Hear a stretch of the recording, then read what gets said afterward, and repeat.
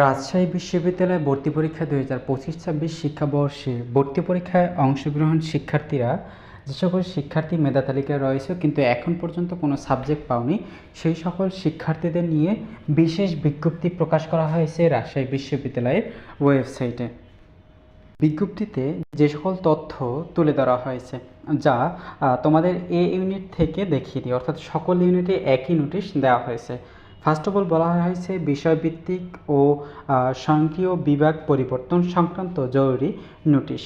কলা, আইন ও সামাজিক বিজ্ঞান অনুসারে 2025-26 শিক্ষাবর্ষের শ্রেণীতে ভর্তি ছাত্রছাত্রীদের মেধা স্কোর ও বিষয় পছন্দক্রম অনুসারে বিভাগ পরিবর্তন প্রক্রিয়া অব্যাহত থাকবে। বিভাগ পরিবর্তনের তালিকা রাজশাহী বিশ্ববিদ্যালয়ের ওয়েবসাইটে প্রকাশ করা হবে। ভর্তি হওয়ার পর কোনো ছাত্রছাত্রী বিভাগ পরিবর্তন করতে না চাইলে তাকে অনলাইনে ভর্তির ওয়েব পেজে লগ ইন করে স্বয়ংক্রিয় বিভাগ পরিবর্তন বন্ধ অর্থাৎ স্টপ মাইগ্রেশন বন্ধ করতে হবে, অর্থাৎ স্টপ মাইগ্রেশনে ক্লিক করতে হবে। যা করতে হবে আগামী 17 মে থেকে সকাল 10টা থেকে 21 মে 3টা পর্যন্ত, বিকাল 3টা পর্যন্ত করতে হবে। অন্যথায় স্বয়ংক্রিয় বিভাগ পরিবর্তন বন্ধ অথবা একাধিক বিভাগের ট্রান্সফার বন্ধ করতে অপ্ট আউটে কোনো সুযোগ থাকবে না। তবে ইতিমধ্যে যারা পছন্দক্রম প্রথম সাবজেক্ট পেয়েছো তাদের মাইগ্রেশন বন্ধ করার প্রয়োজন নাই।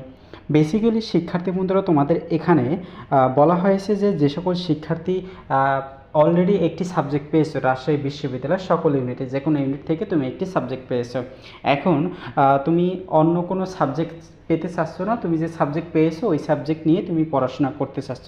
এক্ষেত্রে তোমাকে মাইগ্রেশনটা বন্ধ করতে হবে, যা 17 তারিখ থেকে 21 মে পর্যন্ত। এই তারিখের মধ্যে তোমাদের কিন্তু মাইগ্রেশনটা বন্ধ করতে হবে। এর তারিখের পরে যদি তোমরা মাইগ্রেশন বন্ধ করতে চাও সেই সুযোগ তোমরা আর পাবে না।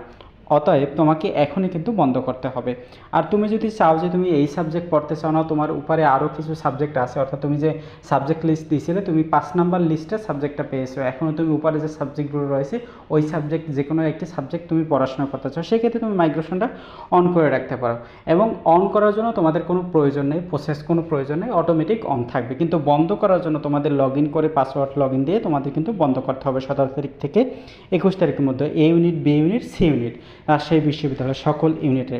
এবং তোমাদের নিচে বিশেষ তথ্য দেওয়া হয়েছে যে আসন ফাঁকা থাকা সাপেক্ষে প্রস্তুতকৃত অপেক্ষামান তালিকা থেকে মেধা অনুসারে পর্যায়ক্রমে ভর্তির জন্য প্রার্থী নির্বাচন করা হবে। নির্বাচিত প্রার্থীদের তালিকা রাজশাহী বিশ্ববিদ্যালয় ওয়েবসাইটে আগামী 23 মে তারিখে প্রকাশ করা হবে।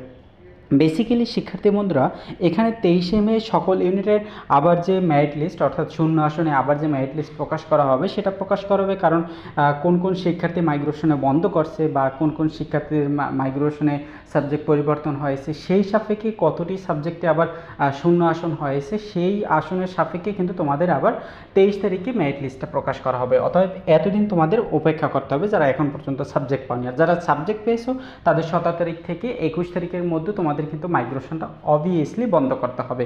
অন্যথায় তোমাদের কিন্তু পরবর্তীতে তোমরা কিন্তু মাইগ্রেশন বন্ধ করার জন্য তোমরা আর কিন্তু সুযোগ পাবে না, তোমরাই শুধু যারা সাবজেক্ট পেয়েছো। আর তোমাদের যদি চালু রাখতে চাও সেক্ষেত্রে তোমাদের আর প্রয়োজন নেই যে চালু করার জন্য অন্য কোনো প্রসেস আছে কিনা, অটোমেটিক চালু থাকবে। এই ছিল রাজশাহী বিশ্ববিদ্যালয়ের সর্বশেষ আপডেট। যারা এখনও সাবজেক্ট পাওনি তোমাদের অবশ্যই 23 মে পর্যন্ত তোমাদের অপেক্ষা করতে হবে।